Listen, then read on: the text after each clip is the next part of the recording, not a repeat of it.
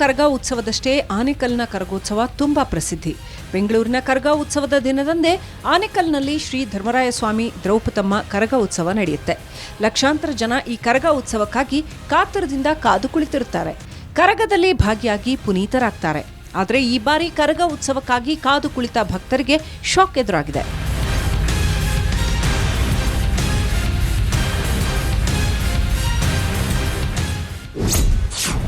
ಆನೇಕಲ್ ಕರಗ ನಡೆಯೋದು ಅನುಮಾನ.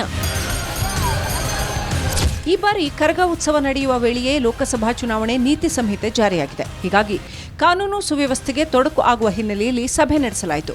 ಆನೇಕಲ್ ತಾಲೂಕು ಆಡಳಿತ, ಪೊಲೀಸ್ ಇಲಾಖೆ ಹಾಗೂ ಕರಗ ಉತ್ಸವದ ಮುಖಂಡರು ಸಭೆಯಲ್ಲಿ ಭಾಗಿಯಾಗಿದ್ರು.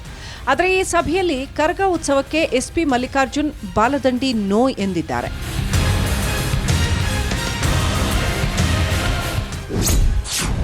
ಆನೇಕಲ್ ಕರಗ ಉತ್ಸವಕ್ಕೆ ಅನುಮತಿ ನಿರಾಕರಣೆ. ಕರಗ ಉತ್ಸವ ನಡೆಯುವ ವೇಳೆ ಲೋಕಸಭಾ ಚುನಾವಣೆ ಪ್ರಕ್ರಿಯೆಗಳಿವೆ. 26ನೇ ತಾರೀಕು ಒಣ ಕರಗ ಉತ್ಸವ ಬರಲಿದ್ದು, ಅದೇ ದಿನ ಲೋಕಸಭಾ ಚುನಾವಣೆ ಮತದಾನವಿದೆ.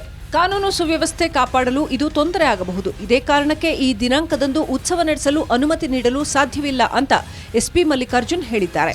ಎಲ್ಲ ದೇವಸ್ಥಾನದ ಎಲ್ಲ ಟ್ರಸ್ಟ್ನವರಿಗೆ ಮತ್ತು ಜನಾಂಗದವರಿಗೆ ಯಾರು ಆಚರಣೆ ಮಾಡ್ತಾ ಇದ್ರು ಅವರಿಗೆ ಒಂದು ತಾಲೂಕು ಆಡಳಿತದಿಂದ ಮತ್ತು ನಮ್ಮ ಇಲಾಖೆಯಿಂದ ಕಾನೂನು ಸುವ್ಯವಸ್ಥೆ ದೃಷ್ಟಿಯಿಂದ ಮತ್ತು ಮಾದರಿ ನೀತಿ ಸಂಹಿತೆ ಜಾರಿ ಇರೋದ್ರಿಂದ ಆ ಒಂದು ದಿನಾಂಕಗಳಲ್ಲಿ ಕರಗ ಮಹೋತ್ಸವ ಆಚರಣೆ ಮಾಡುವುದು ಸಾಧ್ಯವಾಗುವುದಿಲ್ಲ ಎಂದು ನಾವು ಈಗಾಗಲೇ ಅವರಿಗೆ ತಿಳಿಯಪಡಿಸಿದ್ದೀವಿ. ಬೆಂಗಳೂರಿನ ಕರಗ ಕೂಡ ಇದೇ ಸಂದರ್ಭದಲ್ಲಿ ನಡೆಯುತ್ತೆ. ಬೆಂಗಳೂರು ಕರಗಕ್ಕೆ ಅನುಮತಿ ನೀಡಲಾಗಿದ್ದು, ಆನೇಕಲ್ ಕರಗ ಉತ್ಸವಕ್ಕೂ ಅನುಮತಿ ನೀಡಿದರೆ ಒಳ್ಳೆಯದು ಅಂತ ಮೂಲ ವಹಿನಿಕುಲ ಕ್ಷತ್ರಿಯ ಸಂಘದ ಮುಖ್ಯಸ್ಥ ಮಂಜುನಾಥ್ ಹೇಳಿದ್ದಾರೆ. ಆನೇಕಲ್ ತಾಲೂಕಿನ ವಹಿನಿಕುಲ ಕ್ಷತ್ರಿಯ ಜನಾಂಗದ ಮತ್ತು ಸಮಾಜದ ಬಹುಮುಖ್ಯ ಧಾರ್ಮಿಕ ಕಾರ್ಯ ಆಗಿರೋದ್ರಿಂದ ಇನ್ನೂ ವಿಶೇಷವಾಗಿ ಏನು ಅಂತ ಹೇಳಿದ್ರೆ ಆನೇಕಲ್ ನಗರದಲ್ಲಿ ಎಲ್ಲ ಧರ್ಮದವರು ಹಿಂದೂ, ಮುಸಲ್ಮಾನ್, ಕ್ರೈಸ್ತ ಅನ್ನೋ ಭೇದ ಭಾವ ಇದ್ದ ಕರಗ ಮಹೋತ್ಸವನ ನೂರಾರು ವರ್ಷಗಳ ಹಿಂದಿನಿಂದಲೂ ಮಾಡ್ಕೊಂಡು ಬಂದಿರೋದ್ರಿಂದ ಧಾರ್ಮಿಕ ಕಾರ್ಯಕ್ರಮಕ್ಕೆ ಅವಕಾಶ ಮಾಡಿಕೊಡ್ಬೇಕು ಅನ್ನೋದು ನಮ್ಮ ಮನವಿ, ಕೋರಿಕೆ ಮತ್ತು ಕಳಕಳಿಯಾಗಿದೆ. ಒಟ್ಟಿನಲ್ಲಿ ಆನೇಕಲ್ ಕರಗ ಉತ್ಸವಕ್ಕಾಗಿ ಕಾದು ಕುಳಿತಿದ್ದ ಭಕ್ತರು ಈ ಬಾರಿ ಬೇಸರಗೊಂಡಿದ್ದಾರೆ. ಚುನಾವಣೆ ಬಳಿಕ ಆದರೂ ಬೌದ್ಧ ಪೌರ್ಣಮಿಯಲ್ಲಿ ಕರಗ ಉತ್ಸವ ನಡೆಯುತ್ತಾ ಕಾದು ನೋಡಬೇಕು.